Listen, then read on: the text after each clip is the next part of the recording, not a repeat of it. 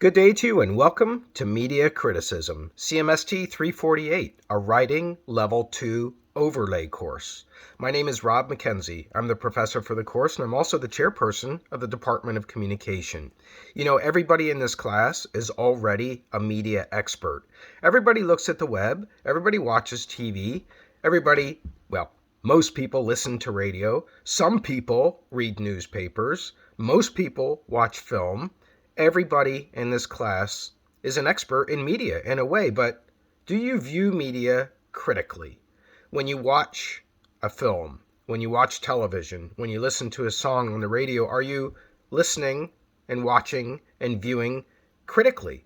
Are you understanding the impact of what's going on in your mind, in your body, with your feelings when you're taking in media content? That's what this course is all about. So if you want to open up the syllabus, we'll start with what this video is supposed to accomplish, and that is to introduce you to the course, and the syllabus can be found under the Content tab. On D2L, there's a D2L page for the class, and if you go to the Content tab and bring up the syllabus, we'll start at the top. My name is Rob McKenzie. I have a Ph.D. from Penn State University. I'm the professor and chairperson of the Department of Communication. I'm very happy to talk to anybody who has any questions about our major, about our accelerated program. That's a program where you can take graduate courses in your senior year. If you have a 3.0, it gives you a lot of extra doubling up advantages and benefits. And I'm also happy to talk to you about our master's degree program.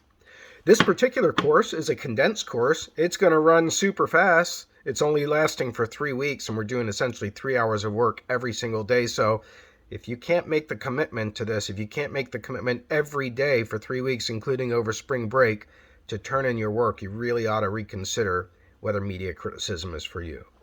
Continuing on with the syllabus, I've got office hours there for you. If you want to schedule any office hours, you're welcome to. Just contact the department secretary. Her name is Marina Cameron. Her email is there for you in the syllabus, and she'll set up an appointment.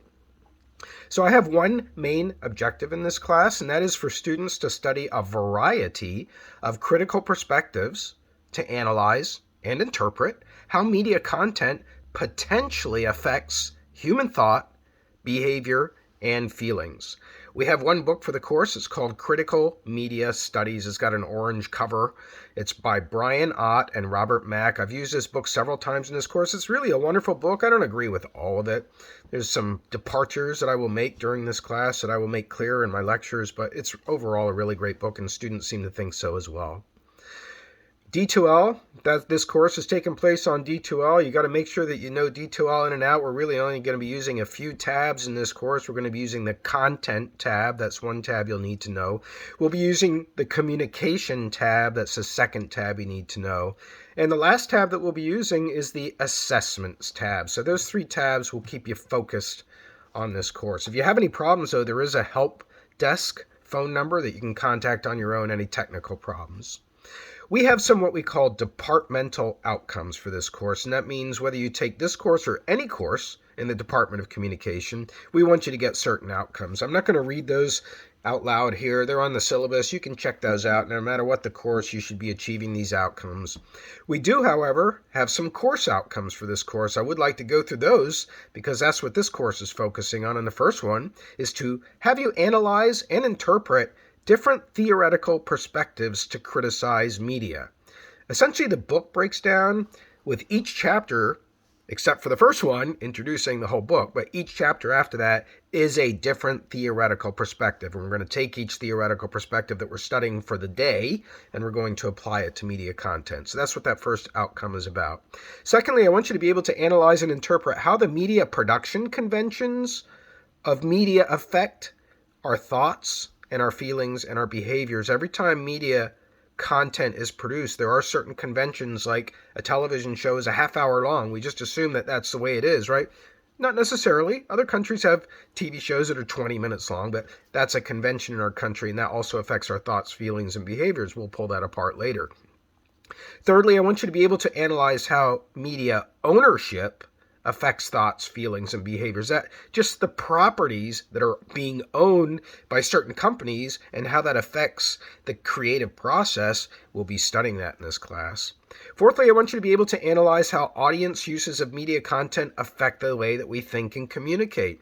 So it's not just about the content that's available, it's about how people use that content, and especially in an internet age where so much content is user interactive. Actually, people are creating that content themselves on the internet. They're called prosumers, but that's another subject for another discussion.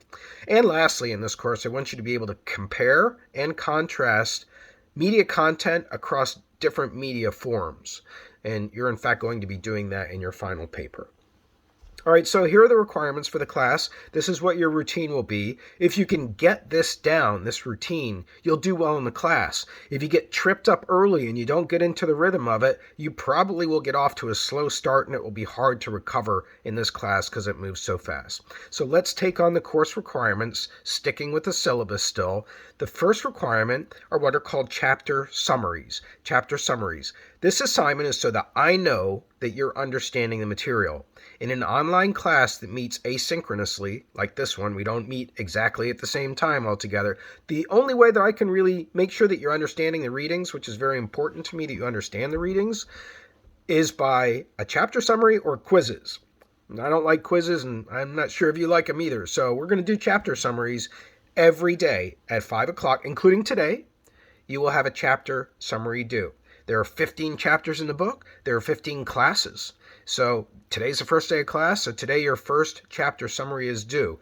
It has to be 400 words. Make sure you're meeting that word count, otherwise you will lose points. If you go over the word count, you lose points. You have a window of 390 to 410 words. That's enough for you to be able to demonstrate that you understand the material in the chapter. Cover the whole chapter.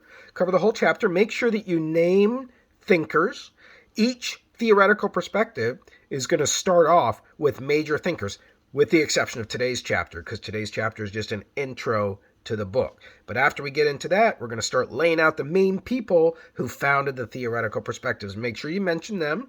At times, if you want to quote, you can, or paraphrase, and then cite page numbers in your summaries. All of this you can see for yourself in the sample that I posted on D2L. Under the discussions tab, you can see a sample chapter summary. It's from chapter 4 from a previous version of the course. I didn't want to give you chapter 1, but you can see how it's done. Okay, so there's going to be 15 of those, right? And they're going to add up to a total of 30 points for this class. So that's 30 points out of 100 points, or just about a third of this class is coming from chapter summaries. All right, next up, we have what are called question-response posts. Question-response posts. So these posts will also be due at 5 o'clock, but they will be due after the chapter that has been assigned. So, for example, chapter 1, the chapter summary is due today, Monday, at 5 o'clock, and then the question 1 that I'm going to pose, which you must respond with a question-response post, is going to be due by Tuesday at 5 o'clock. And that question will be based on the chapter 1 material. So that's the pattern in the class. You have a summary one day, and the next day you have the discussion question for the previous day's material. At the same time, you have the next summary that's due. So you're going to have 2 things due every day after today. Today it's just the chapter summary. Tomorrow you're going to have chapter 2 summary due by 5 o'clock, and then you're also going to have chapter 1 question response post due by 5 o'clock tomorrow. I hope you're picking up on that pattern. It means that you can log in anytime after 5 o'clock every day, and you have 24 hours to complete the assignments until the next day. And that includes also an instructor video, which I'll be posting every single day, like this one, but this one is on the syllabus. I'm also going to be posting one on chapter 1, and I'll do that for all the chapters in the book. I'll post that by 5 o'clock on the day in question. All right, so I did mention question response posts. I didn't really cover that in too much detail. That's the second assignment that's due. That's 30 points. You're going to have to do 15 of those as well. And that's going to bring you to a total of 60 points. So almost 2/3 of the class from those two assignments. And then the very last assignment is a final paper.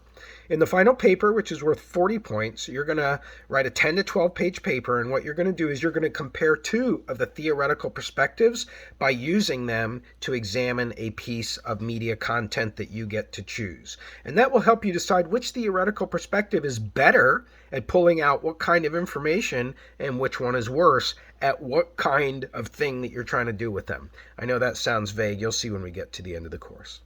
All right, next up is my grading scale. You can look at that for yourself. You can see what constitutes an A, a B, a C, a D, and an E in this class when it comes to point values.